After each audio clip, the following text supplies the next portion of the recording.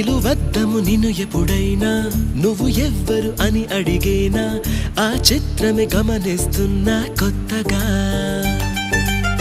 నువ్వు విన్నది నీ పేరైనా నిన్ను కాదని అనిపించేనా